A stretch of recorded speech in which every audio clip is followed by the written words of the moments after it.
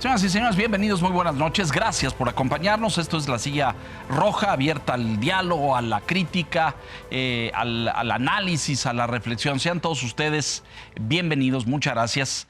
En días recientes se aprobó en el Congreso de la Unión una reforma a la ley de pensiones. El discurso oficial y la retórica del gobierno fue que se iban a acabar con los excesos y los abusos de las pensiones doradas, de aquellos exfuncionarios que tenían cientos y hasta por ahí apareció en algún periódico algún exfuncionario de la Comisión Federal de Electricidad que alcanzaba una pensión de $1,000,000, en fin, cosas verdaderamente desproporcionadas. Pero hicieron la reforma y pues déjeme decirle que he recibido, Pedro querido, está con nosotros el licenciado Pedro Vázquez Colmenares, que es un experto en pensiones, en retiros, en afores. Gracias, Pedro, nuevamente por estar con nosotros una vez más. Muchas gracias, te agradezco Leonardo, mucho por esta invitación. He recibido muchas cartas y mensajes de pensionados y de gente que dicen, oiga, yo serví 25 años, yo serví 30, 40 años en el sector público. Tenía una pensión de 80, de 90, de 100, de 120,000 pesos que correspondía al salario que obtenía como funcionario. Y se las bajaron a la mitad, pues así de golpe y porrazo. Y hay mucha gente inconforme y que no entiende por qué se hizo. Entonces, como esto es lo que motiva este diálogo, pero pues Pedro es un experto dominador, tiene libros publicados, de las pensiones de México del siglo XXI, que ya tiene más de 10 años, Pedro. Tiene 15 años 15. Tiene ese diagnóstico. O sea que hay que actualizarlo. Pero bueno, a lo mejor valdría empezar por el panorama general, porque las pensiones son un problema en muchas partes del mundo, no solamente en México. Y vemos Chile y vemos Francia, que son los casos que tengo más a la mano, pero he visto también debates en Alemania. En muchos países el tema de las pensiones causa un debate social. ¿Esto es correcto? Es correcto. En América Latina, en muchos países, en Asia, en Europa, en Japón, en Corea, todos los países están envejeciendo en diversas velocidades. Y el envejecimiento es el origen de las crisis de las pensiones, porque cada vez hay menos personas financiando los sistemas y más beneficiarios que viven más. Entonces, envejecimiento con longevidad es una combinación tremenda para los regímenes de pensiones. Gente que vive muchos años, pero que se pensiona, por ende la duración de la pensión es más prolongada. Y los sistemas de pensiones en el mundo y en México no se han preparado para este aceleramiento del envejecimiento. ¿Cuál es el caso de México en este contexto? Bueno, en primer lugar, decir que en México la primera, digamos, desconocimiento es que no es un problema de pensiones. Hay cuando menos 4 capítulos de problemática de pensiones. El primero es el del régimen general del Seguro Social, es el más grande, es el de que la Constitución prevé para los trabajadores formales. Digamos que es la primera bomba, pues esa. Es la primera bomba, porque aunque se hizo una reforma en 1997, los porcentajes de acumulación y ahorro no han sido los necesarios para generar bolsas suficientes para el retiro. Entonces, ahí hay un pendiente que tiene que salir del gobierno, de los empresarios, de las organizaciones, el decir, vamos a ahorrar un poco más. Y se tiene que ahorrar gradualmente, etcétera. Pero desde 1997, en el régimen de Seguro Social, los trabajadores que cotizamos al IMSS, cotizamos solo 1.125%. ¿Y no se ha modificado eso? Y no se modificó. O sea, seguimos ahorrando los que cotizamos al IMSS o todos los trabajadores que lo hacen, solo 1.7% de su salario. Nuestra cuota de trabajador. La que ha crecido es la cuota patronal, con una reforma en el 2020, que ahora va a ser de 15%. Entonces los empresarios están poniendo más, pero no los beneficiarios. Y entonces, pues si aquí hay un régimen tripartita, el gobierno no está poniendo más, los trabajadores no están poniendo más. Solo los empresarios. Solo los empresarios. Entonces, bueno, hay otros retos que tiene el tema del Seguro Social, como la densidad de cotización, que haya suficientes semanas para que tengas derecho a la pensión. Correcto. El segundo capítulo es el de las pensiones de los servidores públicos, que no están en el IMSS, que están en el ISSSTE o en Los institutos de cada... casi 1000 sistemas de pensiones en el país. ¿Tantos? Tantos. Bueno, pienso en el de las Fuerzas Armadas, por ejemplo, pienso el de Pemex. Son los grandes conocidos. Los más grandes, sí. Los de los paraestatales, Pemex, CFE, los de los Pero institutos. cada universidad tiene... Pero hay la Universidad Autónoma de Zacatecas, que tiene un sistema de pensiones quebrado. Y el de la Universidad Autónoma de Veracruz, quebrado. Y el de el estado de... El que quieras. Con muchas dificultades. Y después los municipios, que esos tienen solamente chequeras. Han establecido beneficios pensionarios para sus trabajadores, no están fondeados, viven al día, le quitan dinero. O sea, si hay, cae, y si no hay, te aguantas. O simplemente, pues ya no hago servicios públicos, no hago vigilancia, no hago alumbrado, porque tengo que pagar una nómina de pensiones. Y de esos hay 1000 sistemas. Ahí hay desequilibrios, excesos, desbalances, las proporciones entre la pensión de adultos mayores de 3,000 pesos a los promedios de la CFE, que son de más de 60,000, pues hay una descompensación claro. Y desequilibrio. Eso no se ha resuelto, y de este segundo problema, pues técnicamente no hay ni siquiera un árbitro regulador, mucho menos una política pública que ayude a resolver el problema de los déficits de los regímenes públicos de pensiones, que no son el IMSS. Tercero es el tema de las pensiones de adultos mayores. Ya están en la Constitución como un derecho social, bravo por eso como país, y sin embargo ya son 13.6 millones de adultos mayores que están cobrando 6,200 pesos cada bimestre, pero que tienen un fondeo de, pues, para lo que alcance dentro del presupuesto de egresos de la Federación. No tiene una fuente expresa y explícita de fondeo, y para este grupo, pues el múltiplo es que está creciendo cerca de 4% al año los adultos mayores contra la población de México, que está creciendo a 1%. Claro, porque envejecemos. Envejecemos. Claro, de forma acelerada. Entonces esos 13.5, 6 millones van a ser 20 en 3 años. Se van a duplicar en 25 años y a triplicar en 35 años. Pácatelas. Así que tenemos como sociedad un desafío brutal, que es las tasas de dependencia. Unos adultos que ahorita son jóvenes y en el futuro van a tener, digamos, como sociedad, que ser los titanes que de que sostener al sistema.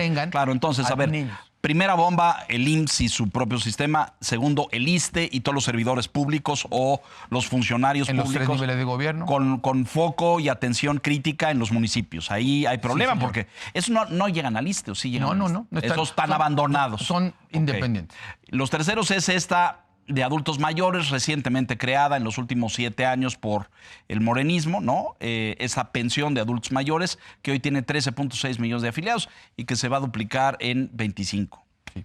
Y la cuarta... Y el cuarto, en mi opinión, es todavía el más injusto y el más grave, que es que 55% de la población económicamente activa en México, más de la mitad de los mexicanos en edad de trabajar, no tienen cobertura ninguna. De ningún tipo. De ningún tipo en términos de previsión social y de vejez. Entonces resulta que tenemos un sistema fragmentado, desfinanciado, injusto, con muchos excesos y que además deja fuera a más de la mitad de la población. Esto es gravísimo, señoras y señores, porque, claro, a lo mejor ustedes piensan que o cuando éramos jóvenes, uno pensaba, pues ya me preocuparé cuando llegue. Y esta es una visión distorsionada, porque cuando llegues, a lo mejor ya es muy tarde para preocuparte, porque ya no vas a juntar los fondos suficientes para tener una pensión respetable. Uno tendría que preocuparse de esto cuando empieza la vida laboral de las personas, ¿no? Pero déjenme compartir con ustedes algunas de los datos que el licenciado Vázquez Colmenares los ha preparado en términos del envejecimiento en México y por qué es importante. Déjenme presentarle estas gráficas. Primero, la de fecundidad. Le presentamos estas 3: fecundidad, esperanza de vida y duplicación de adultos mayores. De adultos mayores. Hijos por mujer. Bueno, ahí puede ver usted cómo ha cambiado pues en 90 años, Pedro, ¿no? Es decir, las mujeres en México hace 90 años tenían 6 hijos por matrimonio. Hoy estamos en promedio 1.6. Ese es dato del INEGI, ¿verdad? Es dato de INEGI, sí. Y luego vea usted la esperanza de vida, cómo ha cambiado, ¿no? Mexicanos al nacer, ¿no es cierto? Sí, así es. 1950, la esperanza de vida de 46 años. En el 70 ya estábamos casi en 60. En el 23 en 75, que es en la que estamos hoy, digamos, que está muy en sintonía con América Latina, ¿no? América Latina está por ahí en 75. Está muy en sintonía. Y en el 2070, es decir, crece como un año cada 6.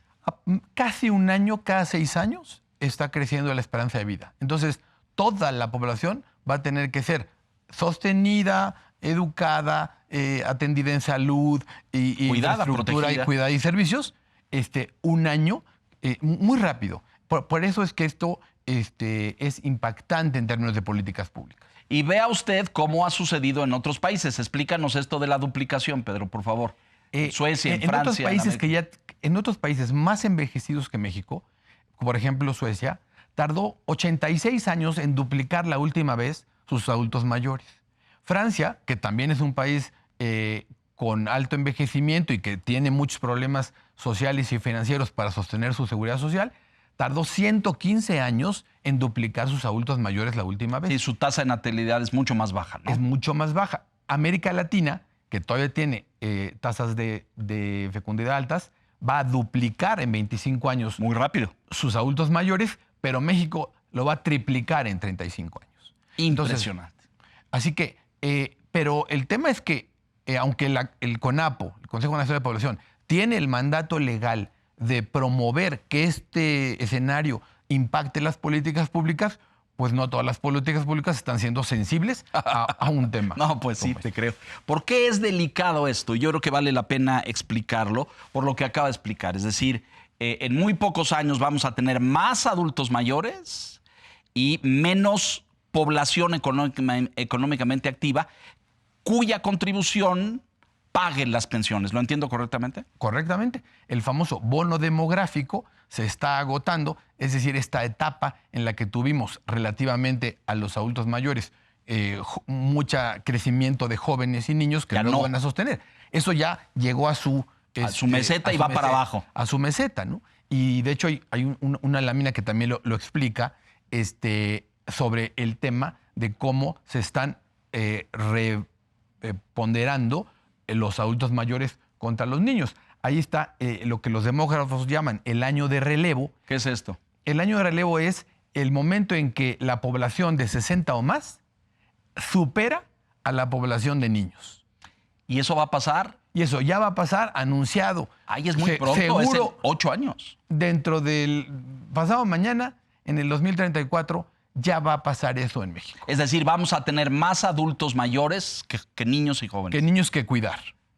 Y de eso, no es un tema de que 2034 es muy cerca, pero ya hay entidades federativas, como la Ciudad de México, donde eso ya sucedió. En la Ciudad de México. Aquí ya tenemos más adultos mayores que niños. Es correcto. O sea que esto no es un fenómeno que nos va a preocupar porque algún día en 50 años o en 80 años va a pasar. Ya sucedió, ya está aquí. Ya está aquí, ¿no?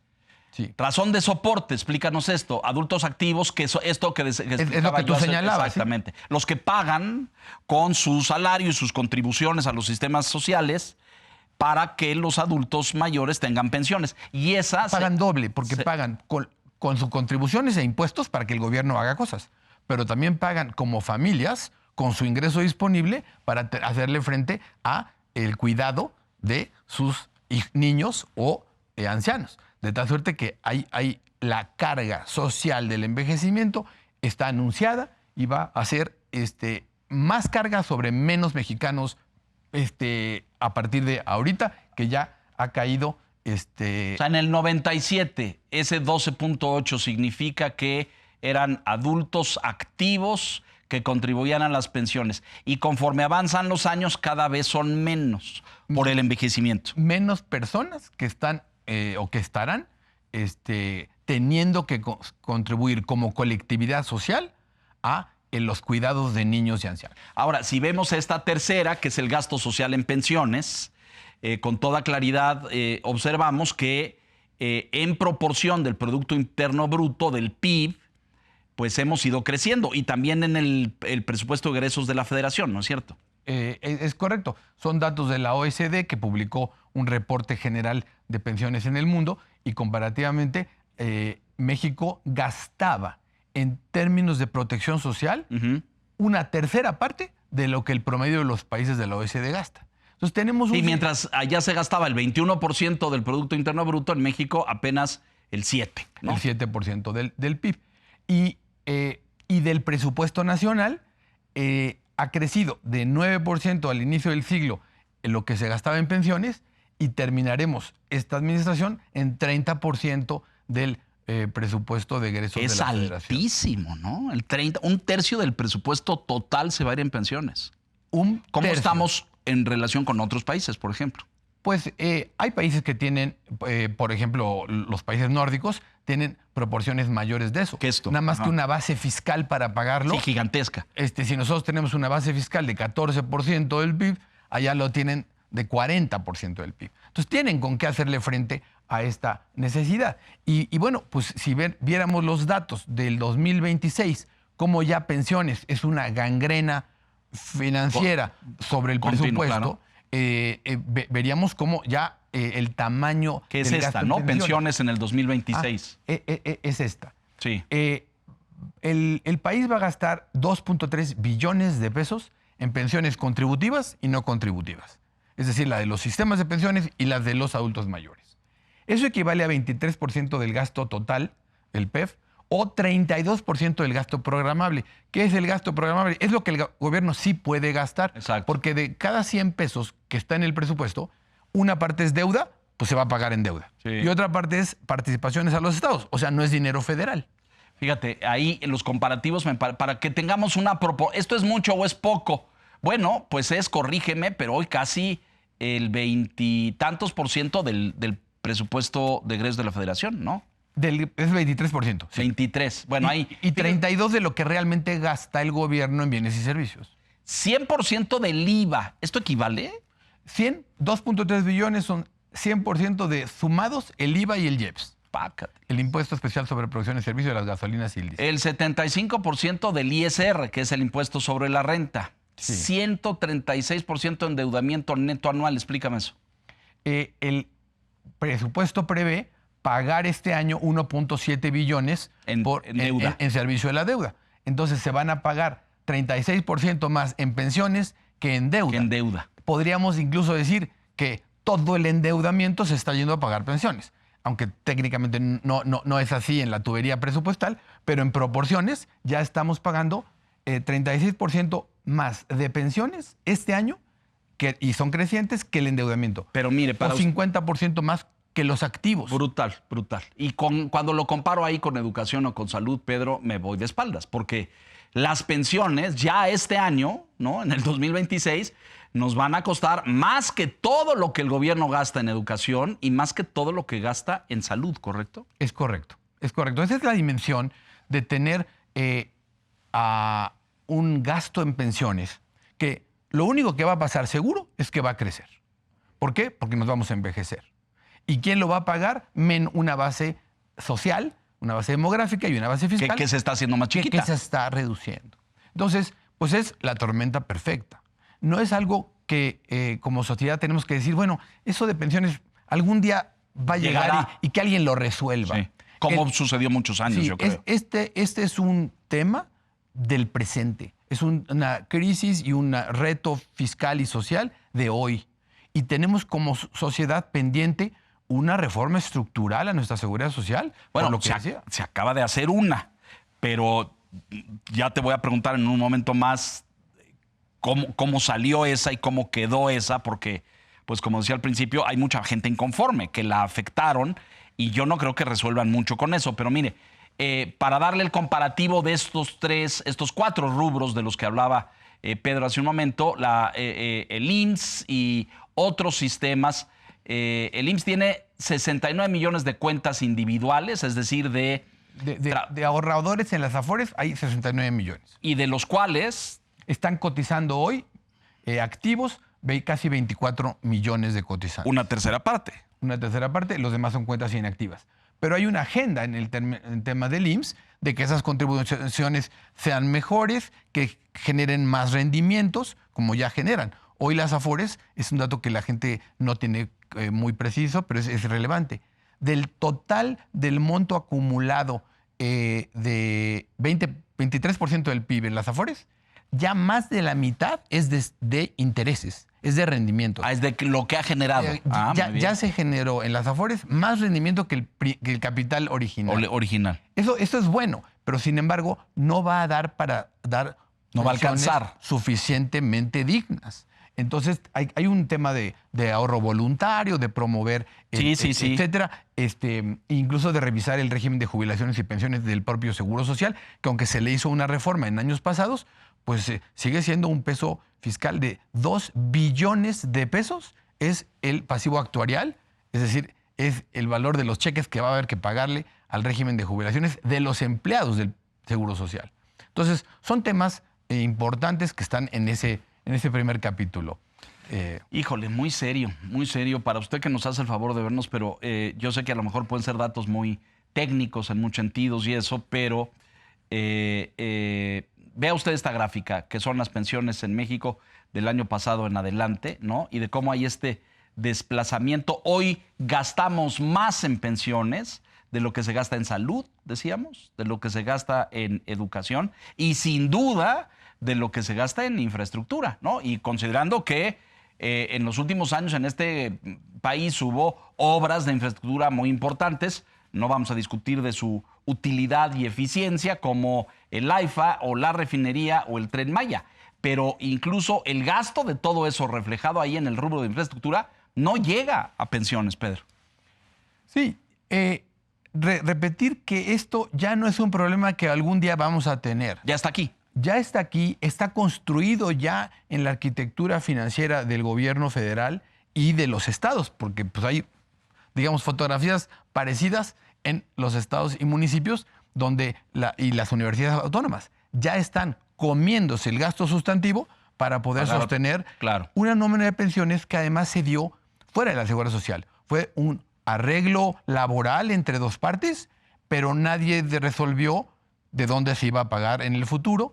Todo el mundo firmó, se sacó la foto y los directivos y funcionarios por décadas patearon el bote y dijeron, ¿quién sabe quién se va a encargar de pagar esto? Y ahora es donde lo estamos heredando este problema acumulado de muchos años. Uno de los argumentos que se esgrimió en estas semanas recientes, o por lo menos escuchamos a la presidenta repetirlo mucho, es que pues las pensiones eran inequitativas y había unas pensiones doradas, decían, unas multimillonarias y otras que no alcanzaban. Y entonces hicieron una reforma que es la que nos ocupa hoy en día, que le llamaron así la reforma en las pensiones doradas, ¿no? Sí. Pero déjeme presentarle esto que nos trae Pedro, que es pues el comparativo en términos de equidad de las pensiones que se reciben en pues diferentes instituciones. Sí, esto es una gráfica del Centro de Investigación y Estudios Presupuestales que actualizaron el comparativo de cuánto se le paga anualmente a un pensionado promedio en diferentes instituciones. Y vemos cómo a mujeres del bienestar y a los adultos mayores se les paga 19,000 pesos al año, a las personas con discapacidad 34,000, perdón, no, a las personas de bienestar. Al PAM es personas pensionados de adultos mayores, 43,000 pesos al año. En el IMSS sube a 179,000, en el ISSSTE a 270,000 y Pemex y CFE se llevan la corona, a pesar de que son sistemas cerrados que en términos de trabajadores ya no están creciendo. Es decir, también les está pasando lo mismo de tener menos aportantes y más pensionados que sufragar y con pensiones sensiblemente más altas. Y todavía dentro de estos promedios estaban los que ahora se señalaron en la reforma de hace una semana. De hace una semana. ¿Esto se corrigió en la reforma reciente? No, no se va a corregir esto nada. ¿No? Porque eran tan poquitas personas que tenían... Casos contados. Casos contados que al quitarlos no van a cambiar. No reflejan, el promedio. claro. Va a subsistir el desequilibrio el desnivel y la desigualdad e inequidad entre regímenes de pensiones. Pero el tema es que aquí todos están subsidiados y financiados por el gobierno federal. Entonces, tienes una presión creciente, constante, que se acelerará con el envejecimiento, no tienes una base fiscal creciente, no tienes un crecimiento económico sostenido y si tienes una chequera abierta, porque esas son las pensiones, chequeras con nombres y apellidos. Que estás generando todo el tiempo. Ajá. Tienes que pagar y pagar. Pero fíjense, y es muy relevante, y cuando vemos y las protestas de los sindicatos pues claro, si un pensionado de la CFE tiene ese promedio de jubilación, que me parece fuera de toda proporción, ¿no? Y entiendo que te refieres a que son casos contados, a lo mejor directores de muy alto nivel, pero tener una pensión de 900,000 pesos o de 1,000,000 de pesos es una cosa... Cuando, como dices esta gráfica, hay otros regímenes que tienen pensiones altas, los amarillos, estos, sí. Y en cambio, el ISSSTE y el IMSS, que son la seguridad social, solo cubren a menos de lo básico, y la mitad o más de la población no tiene nada de protección. La mitad de la población. 55% de la población económicamente activa, las que podría tener, está fuera. ¿Y por qué? Pues porque es población informal. Porque nuestro diseño institucional desde hace 80 años dijo, démosle seguridad social a los trabajadores formales. Los demás los ignoro. Y llevamos 80 años así. Entonces resulta que tenemos una doble injusticia porque tenemos presión financiera con desequilibrio e inequidad de un lado y absoluta descobertura y desprotección en el otro. Es un desarreglo institucional pero pasan los años y pasan las décadas y no se resuelve, lo cual es gravísimo. Es como si cada gobierno y cada administración estuviera pateando para adelante.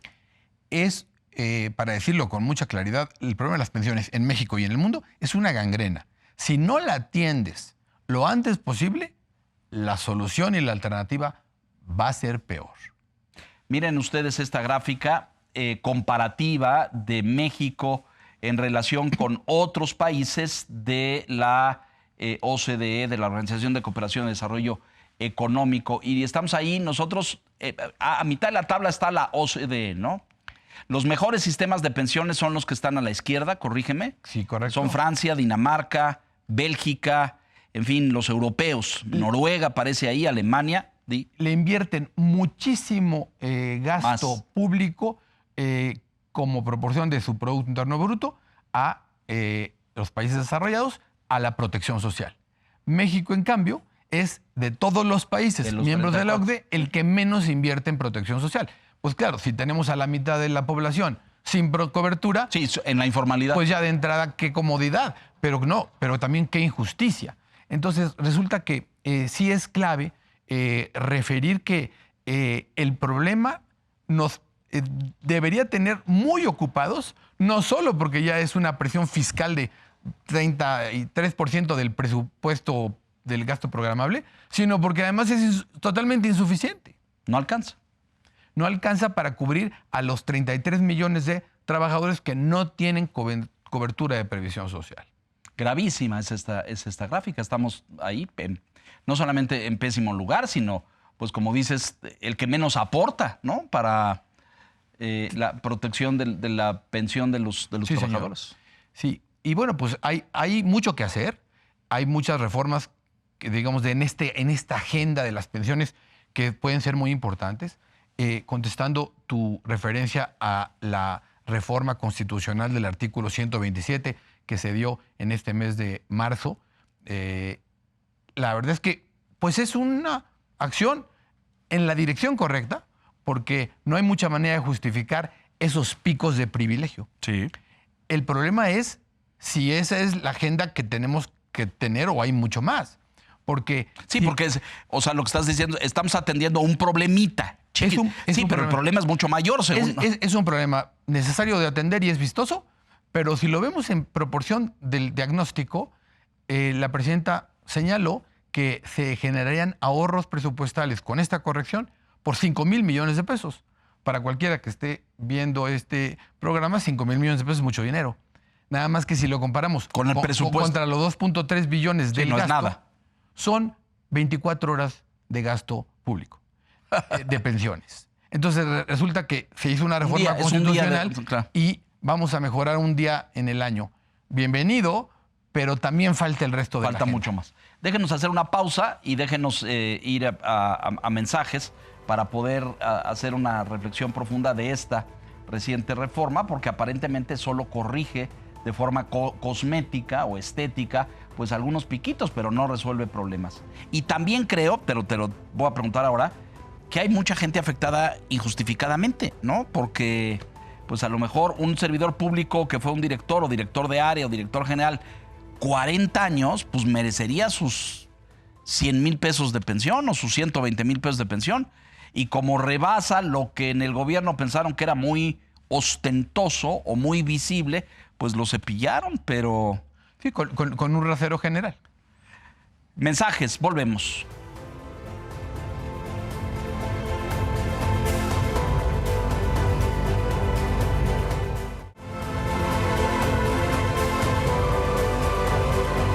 Estamos de regreso con Pedro Vázquez Colmenares, revisando el no menor problema de pensiones que tenemos en este país, mayúsculo. Ya habías incursionado un poco en la que acaban de aprobar, esta que le llamaron, porque en fin, es muy vendedor eso de las pensiones doradas, ¿no? Que ni siquiera nos dicen qué porcentaje de los pensionados estaban en esa franja de las pensiones elevadísimas. Pero hay dos, una que se hizo en el 2020, que se hizo en el gobierno de Andrés Manuel López Obrador, que es esta que le presentamos en pantalla. La última que se había hecho era la de Zedillo en el 97, la que dio origen a las Afores. Es correcto. Y la continuación, 20 tantos años después, fue esta, que fue una reforma que mejoró la acumulación del ahorro para el retiro con un compromiso de los patrones de subir de 8% de aportación de contribución mensual a 15%, en una gradualidad que terminará en el 2030. Ahora, por parte de los patrones, yo te pregunto como experto, no van a quitar la gráfica, pero ¿no debiera también incrementar su contribución el trabajador? Pues el trabajador hace 30 años que aporta lo mismo y aporta, la verdad, muy poco.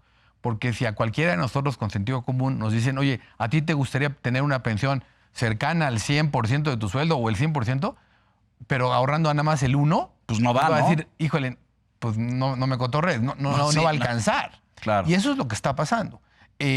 Los trabajadores aportan al IMSS 1.125%, 1% de su sueldo Ingreso de cotización.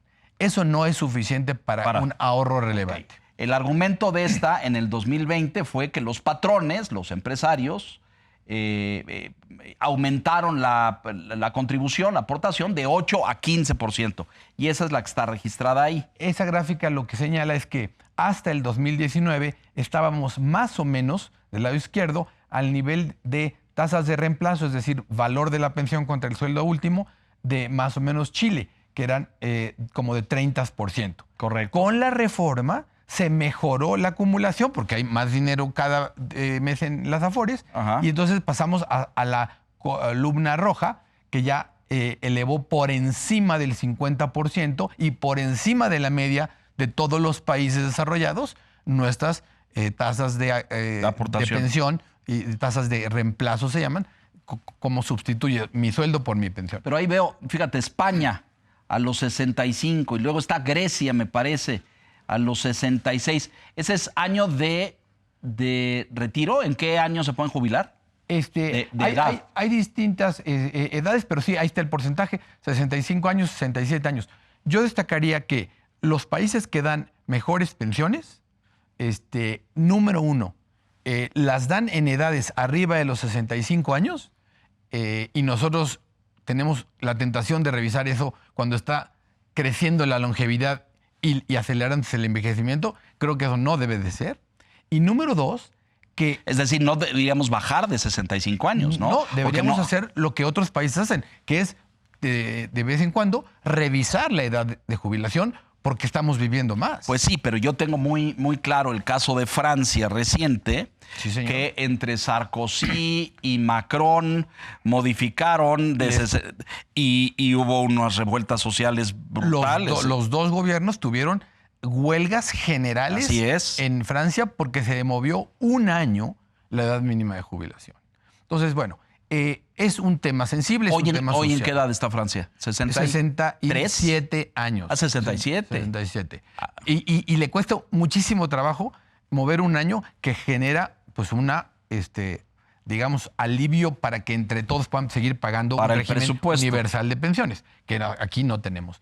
Pero la segunda cosa que de esa gráfica que señalaría es que ningún país, ni el más rico, ni el más generoso, da pensiones del 100%. Nadie. Y eso tiene que ver no con ninguna miseria humana, tiene que ver con el ciclo de vida. Cuando tú eres joven y tienes 30, si tienes 40, la probabilidad de que tengas un nivel de gasto mayor porque tienes que sufragar un gasto familiar es más alto. Pero cuando tienes 70 años ya no tienes esa misma presión. Entonces es natural que haya un ciclo de vida curva, claro, y una curva también de gasto. Y por lo tanto, pensiones del 70% son muy buenas, son muy dignas y esas ¿Y ahí estamos nosotros? en el régimen del Seguro Social para los trabajadores que están empezando ahorita, ya estamos ahí. Porque ellos nacen con contribuciones que ya los patrones están más poniendo altas, altas. claro. El problema es los de antes, los que no acumularon o acumulamos en estos años, últimos 25 años, suficiente, pues porque además así estaba la ley. Yo tenía que poner 1%, pues yo puse 1%.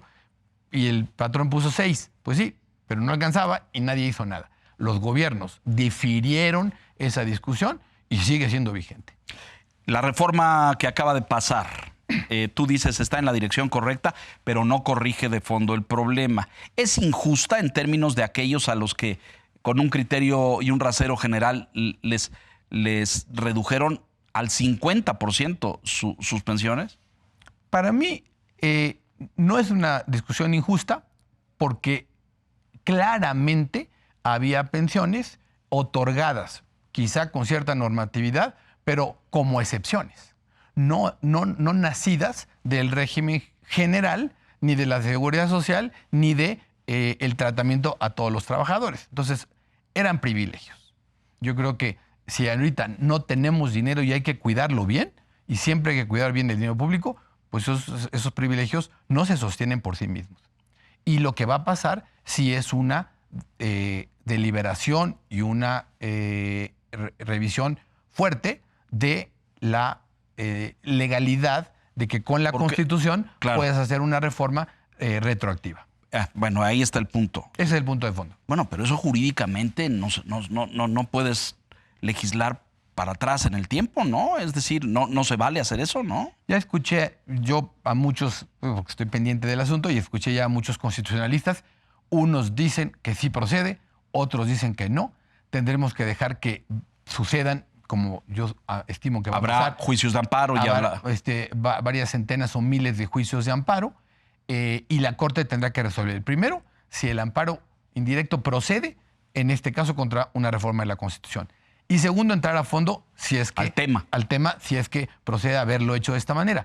Y si la Corte resolviera que no procede la protección al ciudadano, entonces también ya están hablando constitucionalistas de elevar esto a la Corte Interamericana de Derechos Humanos, etcétera. Sí, pero yo he visto... Va a generar una debate, sí, de acuerdo. Pero en realidad yo diría que esa, digamos, no debe ser un motivo de una noticia central. Porque aunque todos estuvimos de acuerdo que es muy legal y muy viable, solo atendió un pedacito de la punta del iceberg.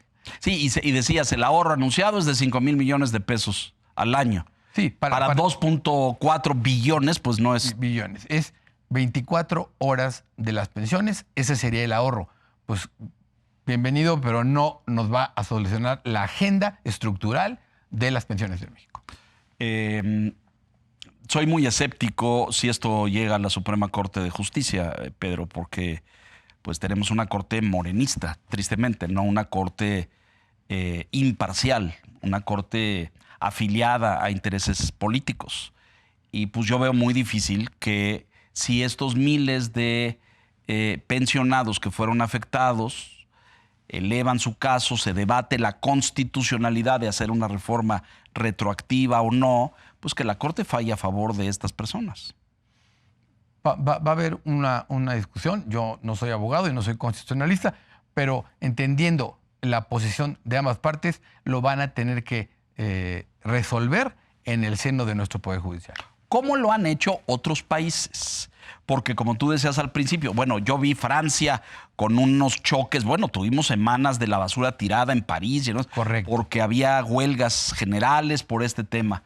He visto Chile con problemas muy fuertes, he visto Alemania, es decir, ¿cómo han enfrentado otros países esta crisis de las pensiones? Porque la curva demográfica de envejecimiento no es exclusiva de México, pasa en otras muchas partes. Aunque no hay una receta universal, y de hecho ningún país en el mundo tiene suficientemente resuelto el problema, solo hay, digamos, 3 medidas. O le metes más dinero y por lo tanto necesitas una fiscalidad mayor, o contienes los gastos con medidas como esto de subir un año la edad mínima de jubilación y bueno, pues entonces todo se desplazó un año y ganaste ese tiempo. Revisas los beneficios. En algunos casos se está hablando, por ejemplo, de que las pensiones por viudez, que en muchos casos son del 100%, pues sí, son 100% cuando hay 2 personas en el núcleo familiar y viven de eso. Pero si ya falleció uno, entonces pues que bajen al 80% en la pensión de viudez. Y tendrían una protección sustantiva, pero no del 100%. O sea, reducir los beneficios. Revisar los beneficios, las reglas de cómo accedes a ellos, los niveles de actualización. Hay técnicas para hacerlo, pero al final es o le pongo más dinero o reduzco el gasto o las dos. Y eso está pasando en todo el planeta. Entonces, y en nuestro caso, habría, a diferencia de los países que tienen bienestar social general o pensiones universales, en nuestro caso está el gran tema de que, aunque hay pensiones para adultos mayores, ¿sí? Esas son pequeñitas en comparación de los beneficios sí, claro, previsionales de otros grupos. Es una ayudadita, una ayudita. Es una ayuda, pero no resuelve. No resuelve lo que otros tienen resuelto, pero con un sistema deficitario, con un sistema que extrae, como ya vimos en la información, mucho dinero de los recursos de todos. Y además se está pagando para ciertos grupos, en el caso de los servidores públicos, no son más de 5 millones de mexicanos y se llevan de las pensiones públicas pues del orden de 600,000 millones de pesos cada año. Entonces, pocos beneficiarios con mucho pensión contra una base muy amplia de adultos mayores que tiene un apoyo pequeño. Entonces, esas son las injusticias de fondo. Así que tenemos en México el mismo problema de financiamiento de la seguridad social, pero además con la omisión histórica de que la mitad está fuera del sistema. Mañana te llama la presidenta de la República y te hace el zar de las pensiones de este país. ¿Por dónde empiezas? Hay que empezar por una reforma de la Constitución. Yo creo en lo personal que falló el supuesto, no fue un supuesto ni mal hecho ni o de mala fe, pero falló el supuesto de que la seguridad social debía partir del trabajo formal. Eso cuando la mitad de este país es informal o más. Porque nuestra seguridad social viene de una reestructura que hubo del concepto de protección social después de la Segunda Guerra Mundial. Había un proceso de reconstrucción muy grande en Europa, había que atraer a muchas personas, protegerlos en estos, etapas donde había mucho trabajo formal. Y entonces nos quedamos pegados a esa definición. En el artículo 123 de la Constitución, tienes un trabajo formal, entonces estás cubierto. Pero resulta que 80 años después, la mitad está informal, pues hay que cambiar. Hay que ajustar el sistema, hay que ajustar desde ese momento. Segundo tema en la Constitución, hay que establecer una ley general de pensiones. ¿Que no existe? Que no existe en el país y que ponga parámetros, límites, techos, reglas para ir uniformando. O sea, por ejemplo, la ley de pensiones del IMSS y la del ISSSTE, cada una de esas tienen criterios diferenciados. Funcionan distintos, con pensiones mínimas garantizadas diferentes, con contribuciones diferentes, con bases de cotización diferentes. Y así todos los demás 1,000 sistemas de pensiones que hay en el país. Habría que unificar. Una ley general de pensiones. Tercero, un árbitro. ¿No tenemos? El problema de las pensiones Que la CONSAR es nada más de las AFORES, creo, ¿verdad? exclusivamente el sistema ahorro para el retiro, del sistema de cotizantes activos en el IMSS, pero la CONSAR no tiene otro mandato legal que no sea el del sistema de ahorro para el Y no retiro. toca el ISSSTE, no Así toca... que hay que tener una CONSAR con esteroides. Y no solo para el régimen IMSS, sino para Todo. todos los regímenes, y que tenga los dientes para poder decir, como un auditor, como un regulador, corrijan esto y, a ver, tu sistema de pensiones del municipio de X, no puedes estar usando los recursos que se pagaron para los servicios públicos y ahora principalmente pagarlos para pensiones. Tienen que ser pagados por los participantes, por ti, por los trabajadores. Y por los patrones. Exacto. Pero por lo que yo veo, los que más le han metido a esto en tiempos recientes son los patrones. Esa es la verdad de las cosas. Los patrones privados, definitivamente. Y no el gobierno, ni tampoco los trabajadores. No el gobierno, ni tampoco los trabajadores. Entonces, Hay un desequilibrio ahí. hay que corregir eso. En épocas difíciles y de bajo crecimiento económico, pues no vas a corregir hacer brincos y escalones muy altos, pero sí gradualidades. Porque al final, sobre todo en las cuentas del ahorro para el retiro, ese dinero lo estás ahorrando para ti mismo. No es que el gobierno se lo va a llevar. Es, por el contrario, un ahorro adicional a tu propio futuro. Así que hace mucho sentido revisar y que haya un árbitro con dientes. Crear una institución, digamos. Para que supervise a todos. Pienso en los países muy, muy ricos o con un ingreso per cápita muy elevado, los petroleros, Arabia Saudita, Qatar, estos. Este problema, mencionas Noruega, en el caso que tiene un fondo muy abundante. ¿El problema está resuelto? Ahí está resuelto por saldo, porque el fondo de petróleo... Tienen un cash, un flujo. Sí, tienen, no se les acabarían las ideas de cómo gastárselo. Pero es un caso de excepción. Claro. En general, todos los demás países, y más los que ya tienen aceleramiento del envejecimiento, tienen un reto de financiación muy grande. Estados Unidos, ¿cómo ha resuelto este problema? Pues lo tiene, digamos, en dos partes, porque tiene una seguridad social pública, pero lo principal está en los planes privados de ahorro individual, que los haces con las empresas. Que cada trabajador va pagando mensualmente. Cuenta individual. Entonces, en general, en Estados Unidos, una proporción mayoritaria del ingreso en el retiro viene de lo que ahorraron cada quien. Y de ese nosotros ahorramos 1%. Fíjate. Cada mes, pues eso es insuficiente. El otro reto es, insisto, el de la cobertura previsional para todos los mexicanos. Porque como venimos de un sistema que solo reconoce para que salgan en la foto los formales, pues no. Sí, la mitad de población no figura ahí. No figura. Entonces hay que reformular desde la Constitución cómo la protección social permita dos puertas de entrada. La formalidad y aún en la informalidad. Claro. El que trabaja en un tianguis y pues también tiene que tener una seguridad. En un negocio propio, un trabajador independiente, en un salón de belleza. Ese también tiene derecho a poder decir, no, pero yo también quiero poner mis 100 pesos al mes para mi ahorro. Claro. Pero ahorita no se estimula. En el régimen de continuación voluntaria del IMSS, que hay un régimen hace mucho tiempo, hay 360,000 personas. Yo estoy en ese, hijo.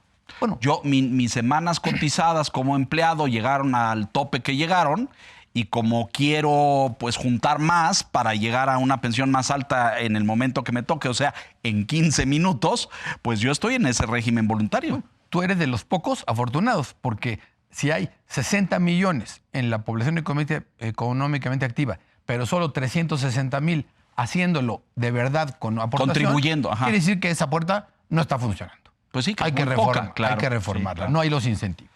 Bueno, debemos despedirnos, Pedro querido. Sí es verdaderamente preocupante esto, porque me parece, como he entrevistado a algunas personas que dicen, esto es una bomba de tiempo y va a estallar en algún momento, y cada uno, pues el IMSS ha hecho algunas cositas, este cambio que hacen ahora, las llamadas pensiones elevadas, en fin, que plantea, insisto, todo el debate jurídico respecto a la retroactividad y si eso se puede o no se puede, a ver qué dicen los juristas, pero México está en la colita de la escala, No. Estamos rezagados de hacer una reforma estructural que le conviene al país Y a pesar de que sean tiempos retadores, Complicado, sí, sí. la alternativa es peor, porque dentro de 5 Lo vas años va a pateando, ser más más difícil. complicado, claro. Entonces, la discusión hay que tenerla. Yo los felicito porque el Financiero ha destacado mucho por seguir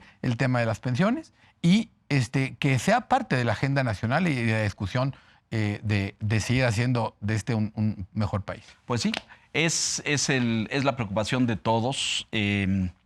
Lo que está claro es que los datos demográficos no mienten, nos estamos haciendo más viejos y a una velocidad cada vez más acelerada. En este país crecimos, yo me acuerdo, 40 o 50 años diciendo que el bono demográfico era extraordinario y aquí había niños y jóvenes. Pero eso ya se acabó. Sí, son mitos históricos de que somos un país que siempre vamos a ser joven y que siempre tendremos mucha base poblacional, pues eso ya no. Es como el mito de que somos un país petrolero, pues cada vez menos. No, bueno, ahí te encargo que se lo digas al gobierno, porque ellos siguen pensando que es un país petrolero cuando pues ya nos lo acabamos y ahora mantener Pemex nos cuesta a los mexicanos. No sé si lo sepas, pero el subsidio es gigantesco. Hoy subsidiamos Pemex, subsidiamos el Tren Maya, subsidiamos el AIFA, subsidiamos una refinería, pero no nos alcanza para las pensiones. Sí, algo está mal, ¿no? En fin, Pedro Vázquez Colmenares, gracias por ilustrarnos en este sentido y por ayudarnos a entender. Vamos a impulsar tu nombramiento para este nuevo organismo que regule las pensiones en este país. Y a usted, por la gentileza de su atención y compañía, gracias. Muy buenas noches. Aquí, puntualmente, La Silla Roja, la semana entrante. Hasta entonces, muy buenas noches.